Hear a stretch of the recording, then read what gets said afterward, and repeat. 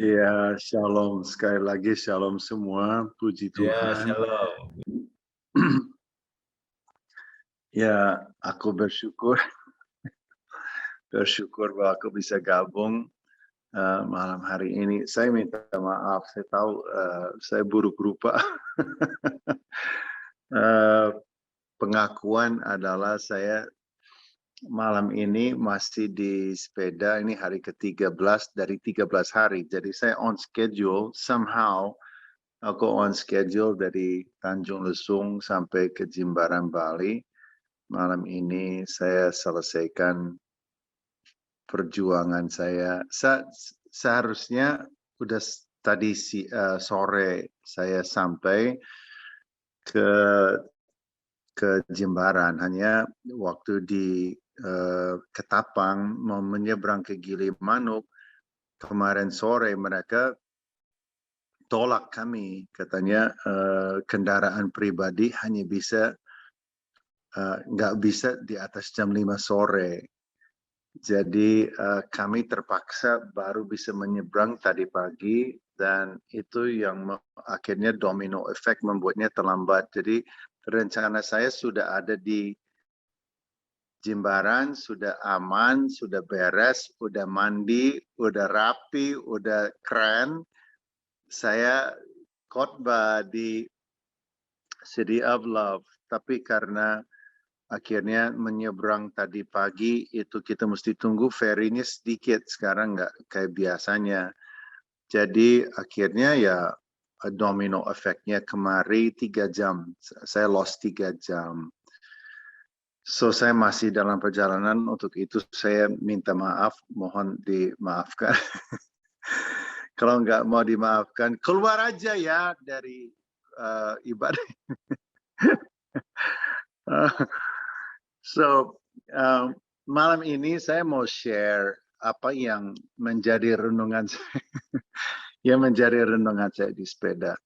Selama 13 hari ini, saya banyak dapat kesempatan untuk merenung, untuk pikir banyak hal. Nah, salah satu adalah mengenai kesetiaan Tuhan. Dan ini fresh ya, ini fresh from the oven, like a baker, like a baker.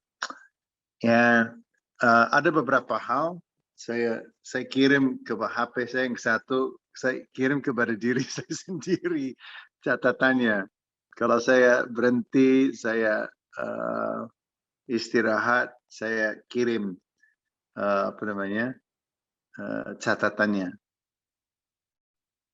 Jadi aku mau share beberapa. Ya, aku di 13 hari ini setiap hari doa dengan tim. Saya punya 2 laki, 2 staff yang ikut saya. Kita berdoa, serahkan setiap hari kepada Tuhan, dan berdoa perlindungan Tuhan, tuntunan Tuhan, dan seterusnya. Tetapi perjalanan ini salah satu yang tersulit ya dalam hidup saya. Saya setiap hari adalah perjuangan, setiap hari complicated, banyak kejutan, banyak hal yang tidak seperti dibayangkan, diimajinasikan, atau diasumsikan. Banyak sekali peristiwa, kejadian. 2 kali ban saya kempes. 1 kali pedal saya lepas di pegunungan, lagi nanjak gunung bisa lepas. Pedalnya bisa lepas. Pedalnya bisa lepas. Bukan sepeda yang murah ya. Cuma pedalnya nggak dikencangin. Bisa lepas, hampir kecelakaan itu. Dan akhirnya hari keempat saya kecelakaan sepeda, saya jatuh. Puji Tuhan nggak ada yang patah.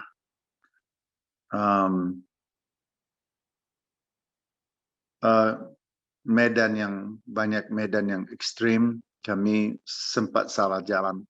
Maksud saya dengan ceritakan itu semua adalah di mana kesetiaan Tuhan. Dan akhirnya saya mulai berpikir bahwa mungkin kita punya pikiran mengenai kesetiaan Tuhan itu primitif sekali ya. 2 Timotius pasal 2 ayat 13. Ya, dan ini nggak ada hubungan dengan Pak Timothy Abraham ya, tapi kita cinta sekali ya, apa namanya, kitab Timothy. Ya, di sini dikatakan, if we are faithless, he abideth faithful. He remains faithful, for he cannot disown himself. Dia tidak dapat menyangkal dirinya. I think it's so important. Ini sangat kritikal kalau mau mengerti kesetiaan Tuhan dalam kehidupan kita. Kita harus mengerti bahwa itu berdasarkan dirinya, bukan berdasarkan kita. Nah, ini yang kita miss-nya di situ. Bahwa God's faithfulness is solely based on himself. Kesetiaan Tuhan itu jangkarnya adalah dirinya. Jadi bukan perbuatan kita, bukan naik turunnya kita, bukan menang gagalnya kita, bukan gagal golnya kita, tetapi adalah sesungguhnya adalah dirinya. Dan Tuhan itu abadi dan Tuhan itu sabar, panjang sabar, berlimpah kasih setia. Dia adalah Tuhan yang dari sebelum, dia Alpha dan Omega, from far beyond the world ever being made, dan sampai selama-lamanya dia adalah Tuhan. Dan kesetiaan dia berdasar pada dirinya. And ini yang menjadi kayak revelation buat saya. Ya, karena saya pikir ya kita manusia, kita harus ingat bahwa Tuhan itu tidak seperti kita. Kita harus seperti Tuhan. Tapi Tuhan tidak seperti kita. Dia tidak emotional seperti kita. Dalam arti kata, kita begitu mudah untuk kita, positif, negatif, optimis, pesimis, berubah pikiran, pindah haluan, whatever. Itu mudah sekali. Itulah manusia. Tapi Tuhan enggak loh. Tuhan itu tidak berubah. Dahulu, sekarang, sampai selama-lamanya dia tidak berubah. He is so incredibly faithful. Jadi kalau bicara mengenai faithfulness-nya, dalam konteks faithfulness-nya, dia itu nggak akan bergeming sama sekali.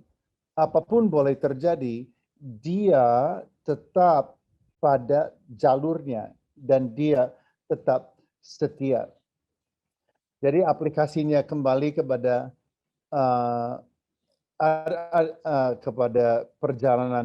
perjalanan saya. Di mana kesetiaan Tuhan di dalam semua pergumulan, di dalam semua perjuangan, di dalam semua keringat, di dalam semua bleeding, di dalam semua usaha, ya, di mana kesetiaan Tuhan? Ya, kalau kita zoom out dan kita lihat pada perspektifnya Tuhan, kesetiaan Tuhan itu yang membungkus kita sepanjang jalan. Itu adalah bungkusnya, di mana kita sebenarnya kita sedang berada di dalamnya. Bukannya, itu karena kejadian ini, wah ternyata Tuhan setia.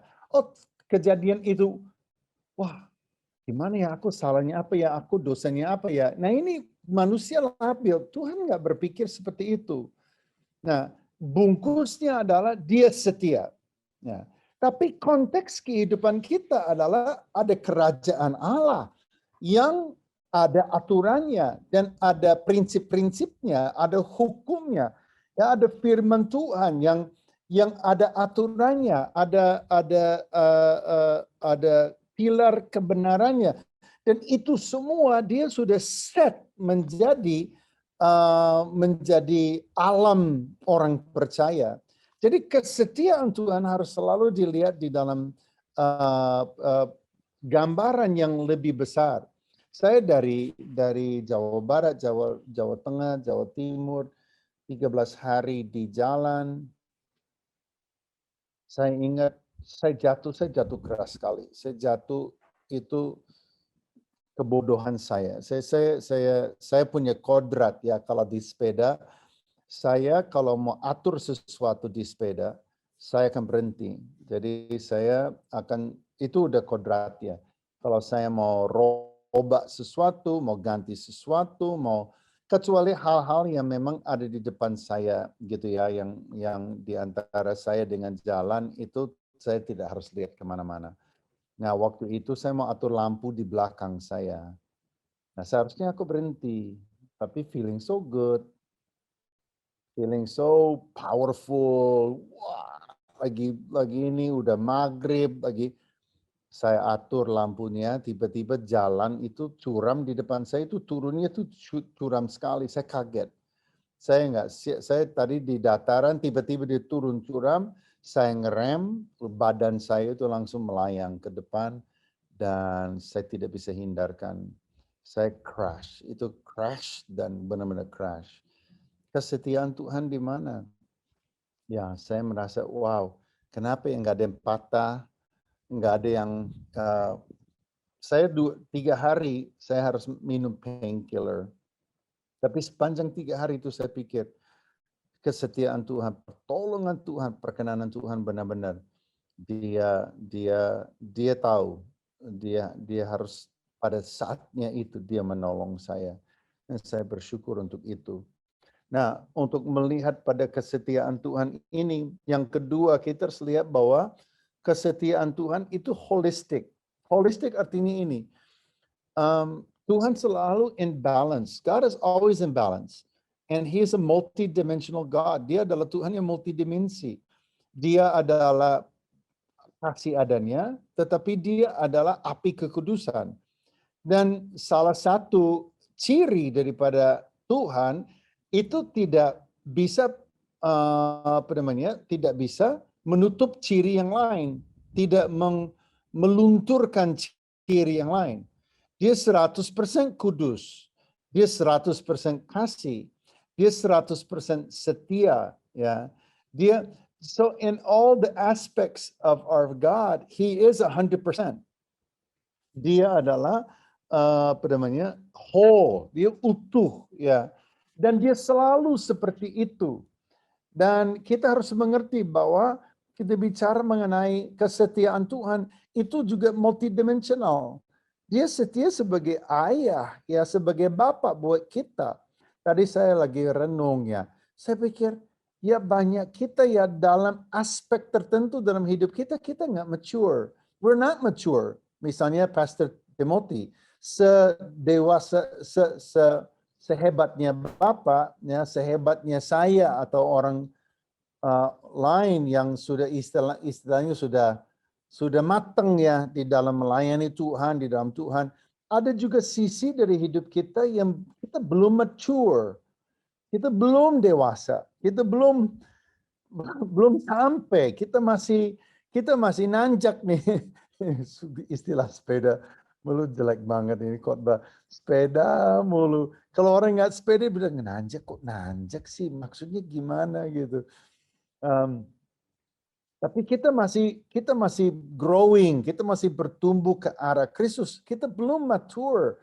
Ya, dalam aspek itu Tuhan bertindak kepada kita sebagai ayah. Itu kesetiaan Tuhan. Dia menegur kita, dia melatih kita, dia memimpin kita, ya, dan dia tantang kita. That is God. This is the eternal God, Allah yang kekal, tetapi sedang turun dalam kehidupan manusia yang kecil ini oleh Roh Kudus, dalam kesetiaannya, bahkan dalam hal kecil dalam hidup kita, untuk membawa kita kepada kedewasaan penuh. That's God's faithfulness. Ya. Tapi pada saat yang sama, dia adalah mempelai pria yang setia kepada kita. Setia dalam apa? Dalam kasih. Sehingga dia bilang, you've captured my heart, my lover, my bride.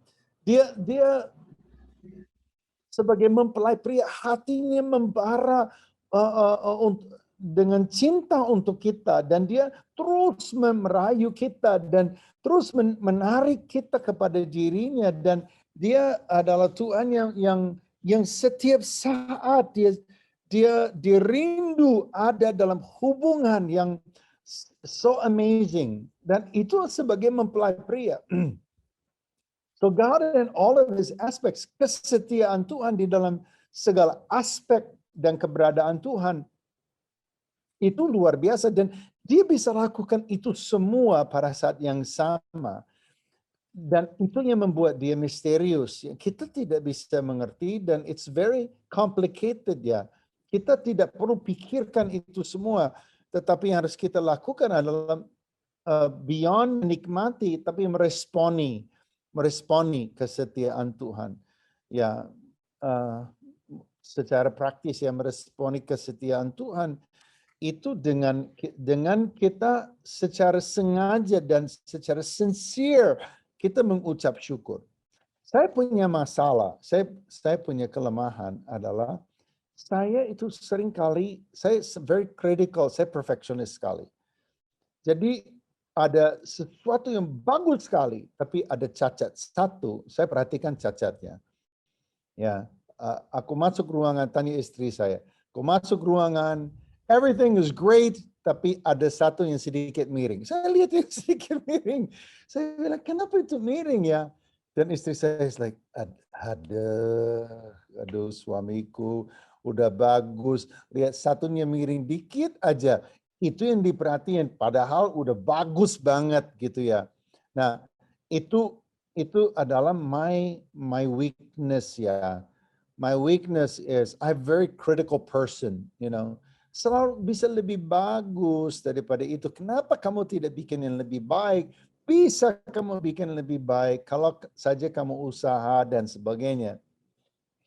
Tapi di hadapan Tuhan, kita harus really be grateful. Now, being grateful is respecting his faithfulness.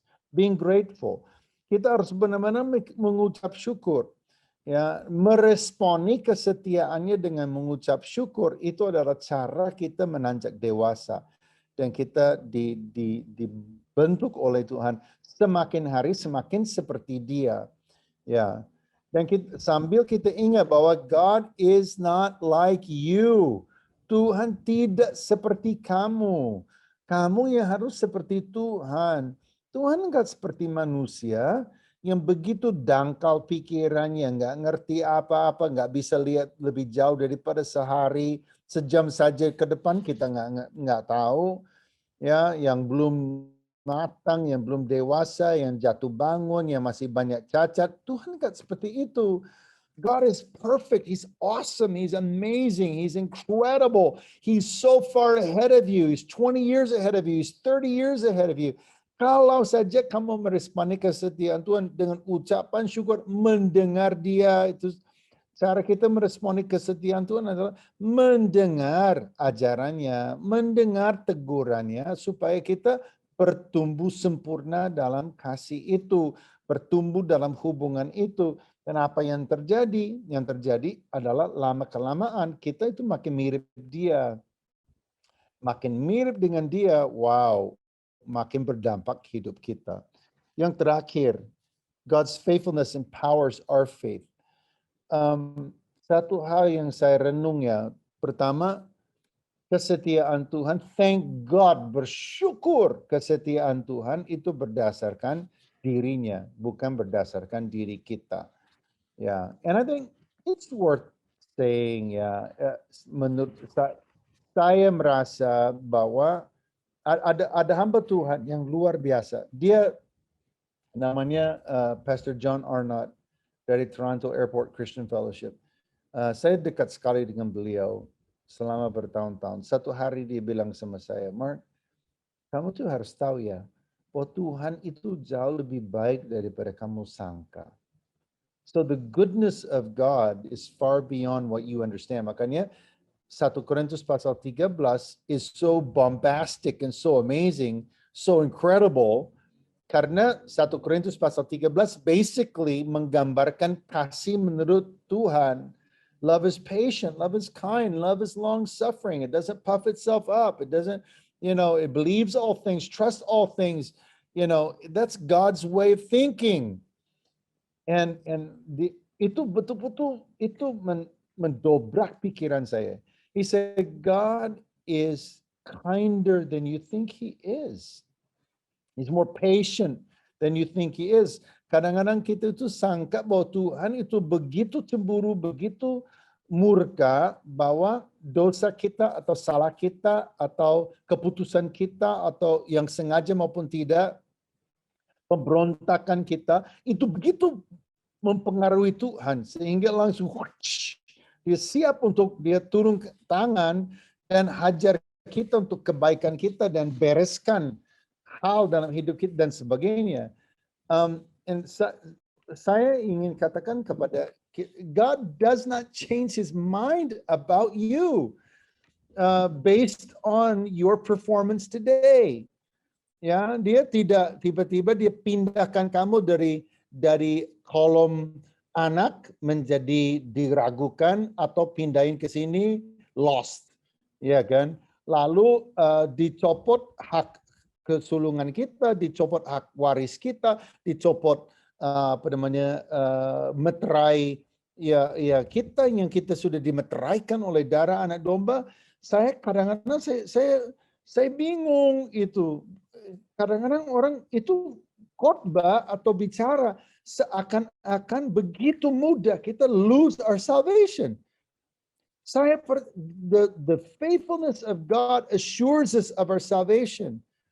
Kita percaya bahwa kalau kita sudah taruh iman kita pada Yesus, bahwa kita diselamatkan, kita dijadikan anak Allah, kita direnggut dari lumpur rawa maut dan dosa dan kenajisan, kita ditebus dengan darah anak domba, kita dibersihkan dan kita diampuni, ya.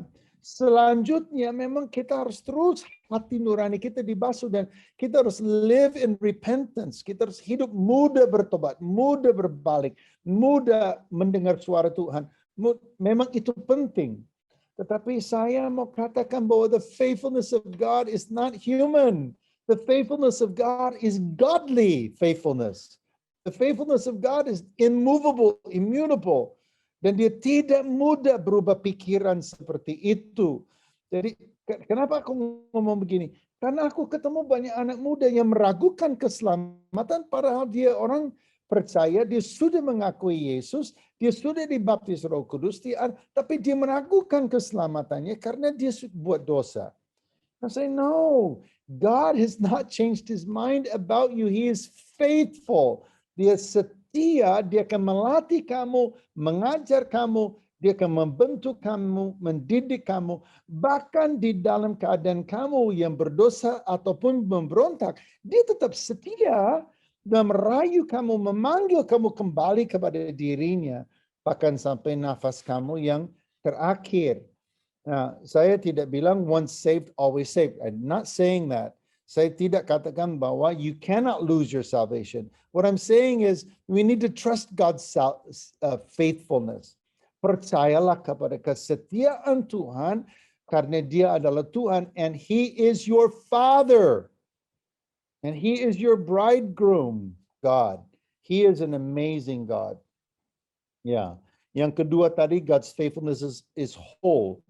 Jadi kesetiaannya itu tidak akan juga membatalkan tegurannya. Ya, His faithfulness and His teguran and His love and His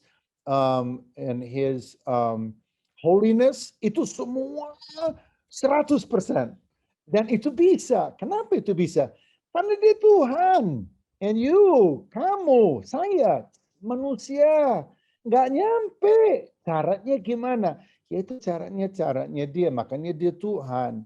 And it's incredible. Makanya kita menikmati sebenarnya hubungan dengan Tuhan yang amazing God. Ya, masa Tuhan yang tinggal dalam kadosnya, dalam ketersendiriannya oleh karena kekudusannya, di mana bara api mengelilingi Dia, tapi kamu bisa duduk di pangkuannya. Gimana tuh caranya tuh? Dia bisa bikin caranya itu. Dia bisa bikin oleh darah anak domba. Dia bisa bikin kita tembus tembok api itu dan berada di hadapan dia selagi kita adalah manusia yang berdosa. Masih dalam tubuh dosa, tetapi kita sudah ada di hadapan Tuhan, dalam hadirat Tuhan, dibungkus oleh darah anak domba, diampuni dosa kita, dinyatakan tidak bersalah, dan berada duduk di pangkuannya. How is it possible? Ya, itu loh. Because our God is a whole God. He's a whole God. And He knows how. Yang ketiga dan terakhir, God's faithfulness empowers our faith. Kesetiaan Tuhan itu menjadi mesin untuk iman kita. Because He is faithful, you can trust Him. Dan itu membuat kita so powerful. Itu yang membuat orang Kristen begitu pede banget untuk berdiri dan mengatakan, Dialah jalan, kebenaran, dan hidup, dan tidak ada nama di bawah kolong langit ini di mana olehnya manusia dapat diselamatkan. Kecuali dalam nama Yesus. Kenapa Anda bisa katakan begitu? Because He is faithful. He is faithful. He is faithful to His word, to His promise. Dia begitu mencintai Anda. Dia sampai kepada kayu salib. Dia bangkit, tetapi dia tetap setia. Setiap orang yang panggil pada nama Tuhan akan diselamatkan. Ya, barang siapa percaya kepada nama Tuhan tidak akan dikecewakan. Anda bisa katakan amin. He is faithful. Nah, itu yang membuat iman kita itu menjadi powerful. Membuat kita itu menjadi berani. Kenapa? We know God is faithful. Dia tidak akan tinggalkan kita. Sekali-kali tidak akan membiarkan kita. You can step out in faith today dan percaya bahwa God is with you. Ini yang membuat saya menjadi orang yang saya percaya kita bisa lakukan hal-hal yang besar. Saya dengan Pak Timothy, Pastor Timothy, itu berkali-kali itu bicara soal ini. Saya ingat sekali, saya kalau ngobrol sama Pak Timothy, sering ya, Pak Timothy ya, kita ngobrol mengenai doing great things for God, exponential things for God. Kita bisa lakukan hal yang bersifat eksponensial, yang besar, yang luas. Kita hidup di zaman Google. Kita jangan berpikir secara linear. Google saja bisa, right? Tanpa, and that's, with not based on faith, ya. God is going to anoint His church to do great things. Saya melihat pandemi ini, saya lihat gereja di satu sisi kayak tiarap ya. Di sisi yang lain seperti belajar. Di sisi yang lain kebingungan. Kemarin aku ngomong, aku mampir di Blitar. Enak ya. Kemarin aku mampir di Blitar naik sepeda. Ya, nggak ada apa-apa. Easy lah, no problem. So I went to Blitar. Oh my gosh, seumur-umur gua nggak pernah ada di Blitar. I don't even know where Blitar is. Tiba-tiba pop up on the map. Terus saya punya tim WA kepada fasil CBN. Jadi ada staff CBN di Blitar. Waktu dia tahu bosnya mau melintas Blitar dengan sepeda, dia histeris. Jadi dipanggil. Suaminya, anaknya naik mobil. Tiba-tiba di belakang saya ada konvoy, ada mobil lain. Kemudian aku berhenti makan sama dia dan berdoa buat dia. Dia ceritain bagaimana melayani gereja-gereja di Blitar. Dan aku begitu prihatin sekali. Gereja banyak yang tutup. Gereja banyak yang gereja desa, gereja kecil yang nggak bisa belajar, yang kayak gaptek gitu, yang kayak nggak bisa nyebrang kepada online. Akhirnya gembalanya gerilya dari rumah ke rumah, coba hubungin, tapi nggak kuat gitu. Dan banyak yang tutup. Banyak gereja yang sudah angkat tangan gitu istilahnya, atau menunggu keadaan membaik dan sebagainya. Tapi ada juga gereja yang on fire gitu. Jadi saya lihat, I'm not afraid. Because why? Because our God is faithful. Do you believe that? Ada banyak orang meninggal di tengah-tengah pandemi ini. Saya doakan beberapa orang yang tetap meninggal. Saya doakan beberapa orang yang lolos dari COVID dan serius. Saya kirim ivermectin kepada banyak orang. Saya beli ivermectin dari Amerika, ship dari saya beli dari untuk staff saya di Asia Tenggara dari India dikirim ke Bangkok ke 20 lokasi supaya bisa lolos. Bisa I'm like a drug smuggler, Mark McClendon, the drug smuggler. Hey, you need some ivermectin, bro. You got some cash. 4.000 pil ivermectin aku kirim dari India ke Bangkok untuk saya bagikan kepada staff saya dan keluarganya di menghadapi Delta ini. Ivermectin is awesome.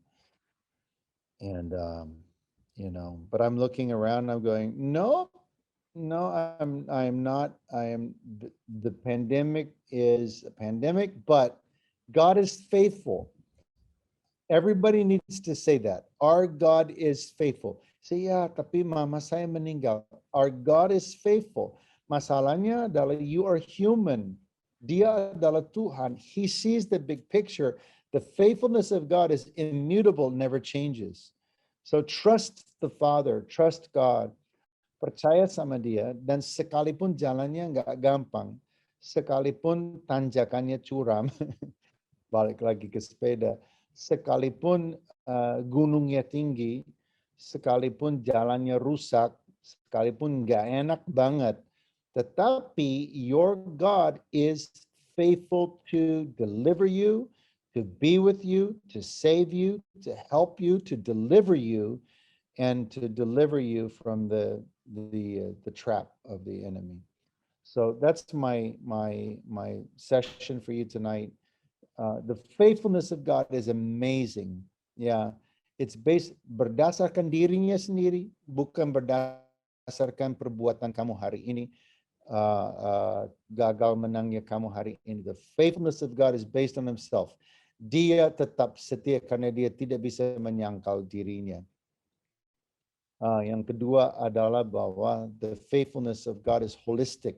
Ya, utuh dalam konteks pribadinya yang begitu amazing ya. Dan yang terakhir adalah the faithfulness of God. What was the last one?